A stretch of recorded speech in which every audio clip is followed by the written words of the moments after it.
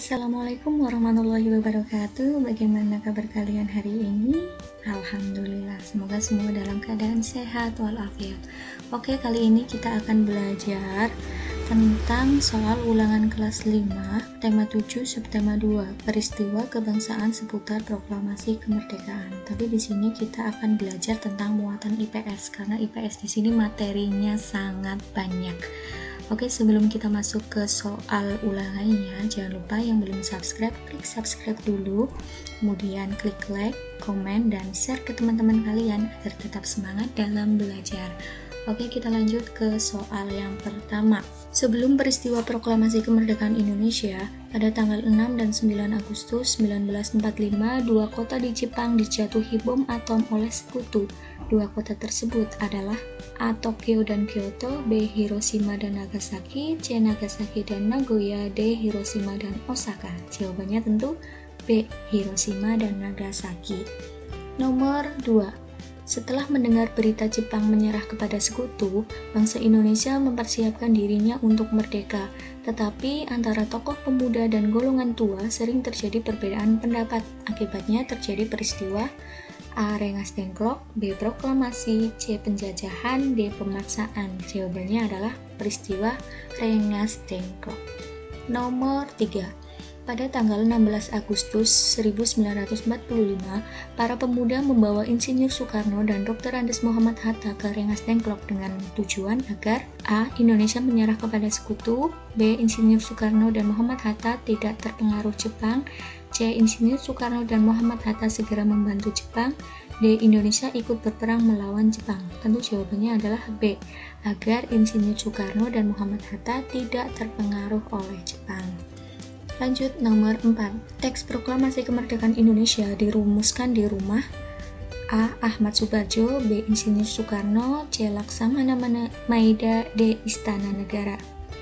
Jawabannya tentu C. Di rumah Laksamana Maida.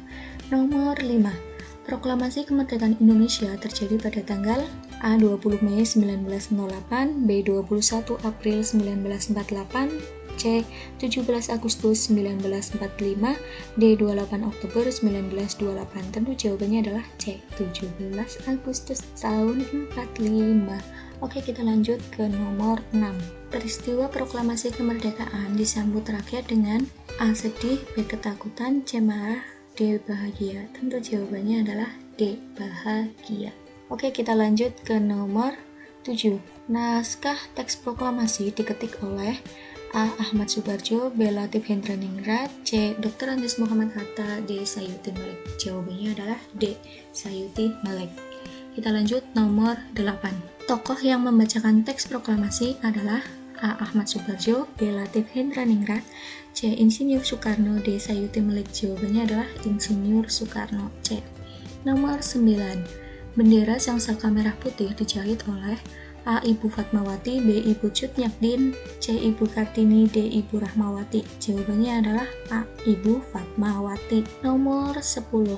Bapak proklamator yang juga dijuluki sebagai singa podium karena kepandaiannya dalam berpidato dan menguasai beberapa bahasa asing adalah A. Insinyur Soekarno, B. Dr. Andes Muhammad Hatta, C. Ahmad Subarjo, D. M. Yamin. Tentu jawabannya adalah A. Insinyur Soekarno.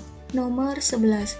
Tempat pembacaan teks proklamasi kemerdekaan Indonesia adalah di Jalan A. Jalan Pegangsaan Timur nomor 56 Jakarta, B. Jalan Pegangsaan Barat nomor 56 Jakarta, C. Jalan Imam Bonjol nomor 1 Jakarta, D. Jalan Imam Bonjol nomor 5 Jakarta. Ingat, pembacaan teks proklamasi itu ada di rumah Insinyur Soekarno. Jawabannya adalah A. Jalan Pegangsaan Timur nomor 56 Jakarta. Oke, kita lanjut nomor 12. Para pemuda menyebarkan kabar proklamasi kemerdekaan dengan cara berikut ini, kecuali A. Menyebar dan memasang pamflet, B. Menulis pada tembok-tembok, C. Siaran lewat televisi, D. Mengadakan pertemuan. Ingat, kata kuncinya adalah para pemuda. Awalnya itu berarti kecuali melalui televisi. C. Nomor 13. Koran pertama yang menyiarkan berita proklamasi kemerdekaan Indonesia adalah A. Suara Asia, B. Majalah Asia, C. Suara Merdeka, D. Tempo. Tentu jawabannya adalah A. Suara Asia. Lanjut, nomor 14. Sidang pertama PPKI tanggal 18 Agustus 1945 antara lain membuat keputusan penting, yaitu A. Menjadikan tanggal 17 Agustus 45 sebagai hari kemerdekaan. B. Segera mengadakan pemilu untuk memilih Presiden Indonesia. C. Mengesahkan Undang-Undang Dasar 1945. D. Membentuk Komite Nasional untuk membantu tugas Presiden. Jawabannya adalah C. Mengesahkan Undang-Undang Dasar 1945. Nomor 15. PPKI melanjutkan pekerjaannya guna melengkapi berbagai hal yang diperlukan bagi berdirinya negara dengan melaksanakan sidang. Dalam sidang kedua pada tanggal 19 Agustus 1945, PPKI menghasilkan keputusan A. Menetapkan Undang-Undang 1945. B. Memilih Presiden dan Wakilnya. C. Komite Nasional. D. Membagi wilayah 8 provinsi. Jawabannya adalah D. Membagi wilayah menjadi 8 provinsi. Lanjut, nomor 16. Provinsi di bawah ini yang bukan merupakan salah satu dari 8 provinsi di awal kemerdekaan Indonesia adalah A. Sumatera. B. Jakarta. C. Kalimantan. D. Jawa Barat. Jawabannya adalah B. Jakarta. Nomor 17. Peristiwa heroik di Surabaya terjadi di Hotel Yamato dikarenakan A. Belanda mengibarkan bendera merah putih biru. B. Jepang meracuni banyak sumber mata air bagi warga. C. Belanda menyembunyikan banyak senjata di Hotel Yamato. D. Jepang memaksa rakyat Surabaya membantunya. Jawabannya adalah A. Karena Belanda mengibarkan bendera merah putih biru. Lanjut ke nomor 18. Salah satu tokoh pejuang yang menggerakkan semangat rakyat untuk melawan tentara sekutu pada pertempuran 10 November 1945 di Surabaya adalah A. I Gusti Ngurah Rai. B. Bung Tomo. C. Kolonel Istiman. D. Dr. Karyadi. Jawabannya adalah B. Bung Tomo. Lanjut ke nomor 19. Peristiwa pertempuran 10 November 1945 di Surabaya diperingati sebagai A. Hari Pahlawan. B. Hari Kesaktian. C. Hari Kebangkitan. D. Hari Momentum. Jawabannya adalah A. Hari Pahlawan. Nomor 20. Pertempuran heroik terjadi di Semarang dalam mendukung proklamasi kemerdekaan. Pertempuran itu telah membuat gugur ribuan pemuda pejuang. Pertempuran tersebut berlangsung selama A. 5 hari, B. 1 bulan, C. 7 hari, D. 10 hari. Jawabannya adalah 10 hari. Kita lanjut ke nomor 21. Peristiwa pertempuran Ambarawa yang dipimpin oleh Jenderal Sudirman berakhir dengan A. Kekalahan para pejuang. B. Sekutu berhasil menguasai Ambarawa. C. Kemenangan pihak tentara Jepang. D. Tentara sekutu mampu terusir dari Ambarawa. Jawabannya adalah D. Sekutu mampu terusir dari Ambarawa. Kita lanjut nomor 22. Maksud dari perjuangan melalui diplomasi adalah A. Perjuangan dengan menggunakan senjata. B. Pertempuran 10 November. C. Perjuangan dengan menggunakan fisik. D. Perjuangan melalui perundingan dan perjanjian. Ingat, kata kuncinya itu diplomasi, berarti berkaitan dengan perundingan dan perjanjian. Jawabannya adalah D. Nomor 23.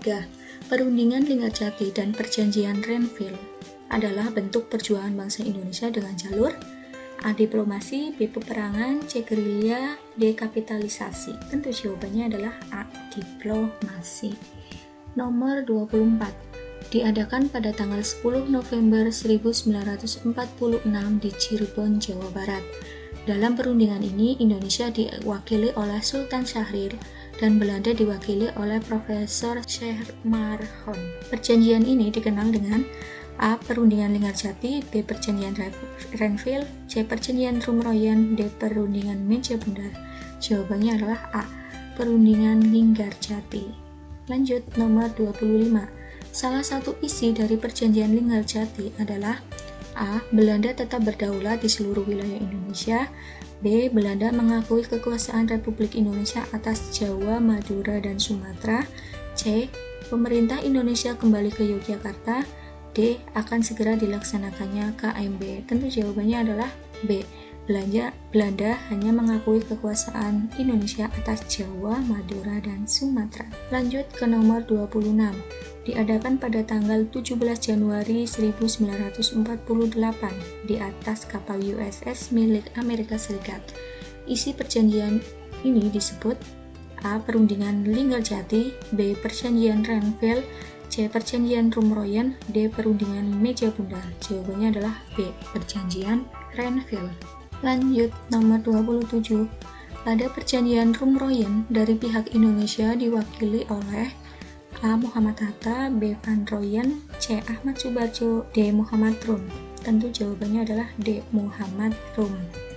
Nomor 28. Konferensi Meja Bundar terjadi pada tanggal 23 Agustus sampai 2 November 1949 yang bertempat di A. Jakarta, Indonesia, B. Zurich, Swiss, C. Den Haag, Belanda, D. London, Inggris. Tentu jawabannya adalah C. Den Haag, Belanda. Nomor 29. Tokoh yang terlibat dalam konferensi Meja Bundar adalah A. Insinyur Soekarno, B. Sultan Hamid II, C. Mr. Muhammad Rum, D. Sultan Syahrir. Jawabannya adalah B. Sultan Hamid II. Nomor terakhir, Belanda akan menyerahkan sepenuhnya kedaulatan kepada Republik Indonesia Serikat pada akhir bulan Desember 1949, merupakan salah satu isi dari A. Perundingan Linggarjati, B. Perjanjian Renville, C. Perjanjian Rumroyen, D. Konferensi Meja Bundar. Jawabannya adalah D. Konferensi Meja Bundar. Ya, demikian 30 soal untuk pendalaman materi tentang peristiwa kebangsaan di sekitar proklamasi kemerdekaan. Tetap semangat dalam belajar dan selalu ingat jas merah. Jangan sekali-kali melupakan sejarah. Demikian, wassalamualaikum warahmatullahi wabarakatuh.